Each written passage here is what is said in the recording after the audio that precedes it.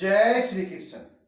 श्रीमद् सुख सागर अध्याय 11 युधिष्ठिर जी का भीष्म पितामह जी का क्रियाक्रम करना तथा श्री कृष्ण का द्वारिका में प्रस्थान।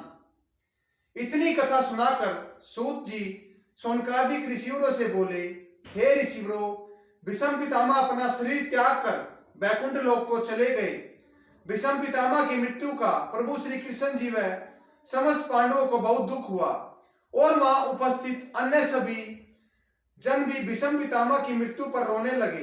तो प्रभु श्री कृष्ण बोले, भीष्म पितामह जैसे दयालु ज्ञानी व धर्मात्मा पुरुष की मृत्यु पर शोक नहीं करना चाहिए। शोक तो केवल उन व्यक्तियों की मृत्यु पर किया जाना चाहिए जो कभी श्री प्रभु का भजन नहीं करते, सदैव पाप कर्मों में लिप्त रहते हैं, जो चोरी चुगली आदि कार्यों में लिप्त रहकर अपना व अपने परिवार का भरण पोषण करते हैं।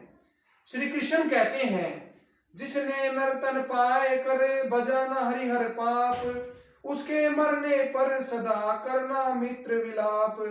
धर्म किया जिन जन्म पे सुन घनश्याम चरित्र, उसके मरने पर कभी रोना मत नहीं मित्र। इसलिए तपस्वी धर्मात्मा भीष्म पितामह की मृत्यु पर जरा भी शोक या विलाप करना। और अब तुम युधिष्ठिर जी धर्म शास्त्रानुसार भीष्म पितामह का विधि विधान से क्रियाक्रम करो। प्रभु श्री कृष्ण जी की आज्ञा अनुसार युधिष्ठिर जी ने तुरंत ही पितामह भीष्म का विधि विधान से क्रियाक्रम कराया।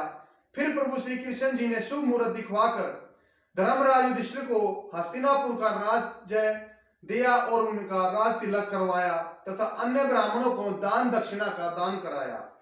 शौनकादिक ऋषिवरों को इतनी कथा सुनकर सूत जी बोले, हे ऋषिवरों, युधिष्ठिर को हस्तिनापुर का राजा बनाकर एक दिन प्रभु श्री कृष्ण जी ने पांचों पांडवों और कुंती आदि सभी जनों को बुलाकर कहा, मुझे अपने माता पिता से मिले हुए काफी समय हो गया है।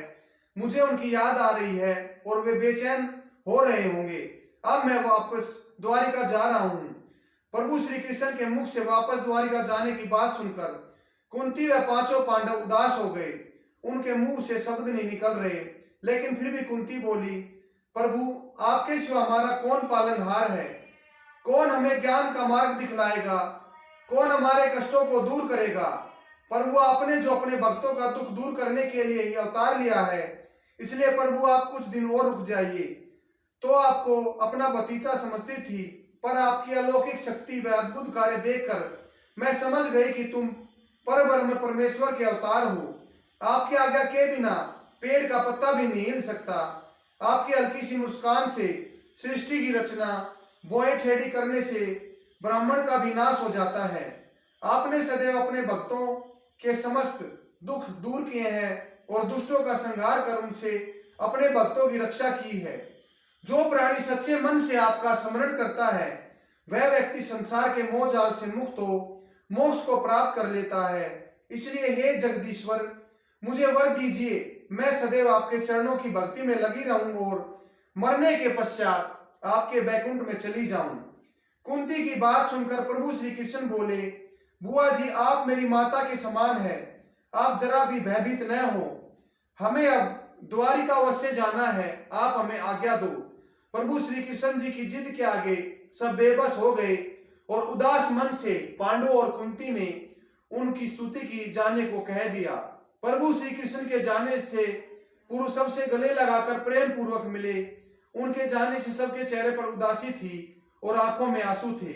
धर्मराज युधिष्ठिर जी बोले, अर्जुन, तुम कुछ वीरों को लेकर श्री कृष्ण जी को द्वारे तक निर्विघ्न छोड़ आओ।